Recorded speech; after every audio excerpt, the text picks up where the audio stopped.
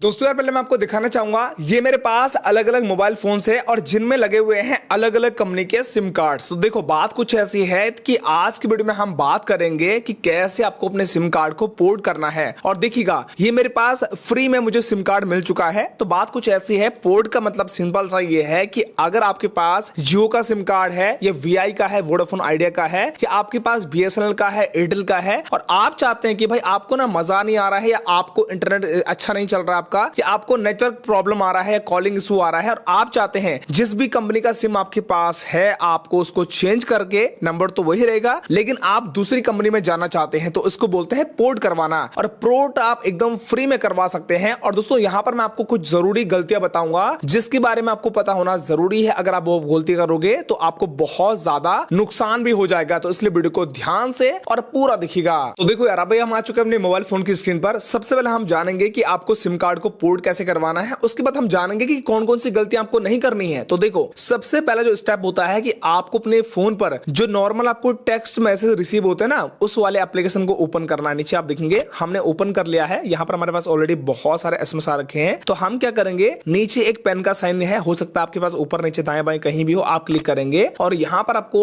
एक number type करना है 1900। आप 1900 नंबर पर आपको एसएमएस करना है और आप नीचे आएंगे। एसएमएस आपको क्या करना है, पोर्ट आपको लिखना है PORT कैपिटल लेटर में, बड़े अक्षर में, और स्पेस आपको देना है। उसके बाद जो भी आपका मोबाइल नंबर है उस मोबाइल नंबर को आपको यहां पर एंटर करना है। उसके बाद आपको मैसेज को सेंड करना है उसी नंबर से जो नंबर आपने यहां पर टाइप कर रखा है। ठीक है, तो सेम नंबर से आपने यहां पर सेंड कर लिया है। अब आप थोड़ा सा वेट करेंगे, आपके पास रिप्लाई में 1901 से एक एसएमएस आ जाएगा इस तरीके का कि आपको बताया गया है कि आपको एक यूपीसी कोड मिला है आपके नंबर को पोर्ट करवाने के लिए। जो ये यूपीसी कोड है ना, इसी का काम आने वाला है सिम कार्ड को पोर्ट करवाने के लिए। यहां पर दोस्तों आपको एक बात और ध्यान रखनी है कि अगर आपके पास इस तरीके से एसएमएस आता है कि your UPC request has been rejected due to attempting to generate porting port within 90 days, इसका मतलब ये होता है कि अगर आपने पहले सिम कार्ड को पोर्ट करवाया है और उसको 90 दिन का अभी ज्यादा समय नहीं हुआ है तो आप उसको पोर्ट नहीं करवा सकते हैं। 90 दिन के बाद ही आप किसी भी सिम कार्ड को पोर्ट करवा सकते हैं। इस चीज का आपको ध्यान रखना है। तो उसके बाद दोस्तों आपको अगला स्टेप ये करना है कि आप जिस भी कंपनी में अपने सिम कार्ड को पोर्ट करवा रहे हो, जैसे मान के चलो आपके पास जियो का सिम कार्ड था पुराना वाला, आपने पोर्ट करवाना एयरटेल में, या आपको बीएसएनएल में जाना है, या फिर आपको वीआई यानी कि वोडाफोन आइडिया में जाना है, तो जिस भी कंपनी में आपको जाना है आप पहले कमेंट करके बताओ कि आपने कौन सी कंपनी से लेकर कौन सी कंपनी में अपने सिम कार्ड को पोर्ट करवाया। ठीक है, मैं जानना चाहता हूं कि सबसे बढ़िया सिम कार्ड कौन सी कंपनी का है। तो देखो यार अब आपको ये करना है कि जिस भी कंपनी में आप जाना चाहते हैं आपके घर के आसपास ना उनके यहां पर जो है ऑफिसेस होंगे, ऑफिस बने होते हैं ना, जैसे एयरटेल का ऑफिस हो गया या जियो का ऑफिस हो गया, बीएसएनएल का हो गया, वोडाफोन आइडिया का होगा, वहां पर आप जाएंगे ना तो आपको क्या करना है, बोलना कि मुझे ना अपना सिम कार्ड पोर्ट करवाना है। तो आपको जो एसएमएस में यूपीसी कोड मिला था ना वो वैलिड होता है 1 हफ्ता 7 दिन के आसपास। दोबारा से आपको अगर एक्सपायर हो गया तो दोबारा से आपको पोर्ट का एसएमएस भेजना पड़ेगा। उसके बाद आपको वो एसएमएस वहां पर देना होगा उस शॉप में। ठीक है, यानी कि आपको स्टोर में देना होगा कंपनी के। उसके बाद वहां से आपको इस तरीके का सिम कार्ड मिल जाएगा। जैसे हमारे पास एयरटेल का 5G सिम कार्ड हमें मिला है, हमारे पास पहले जियो का सिम कार्ड था तो हमने एयरटेल के ऑफिस गए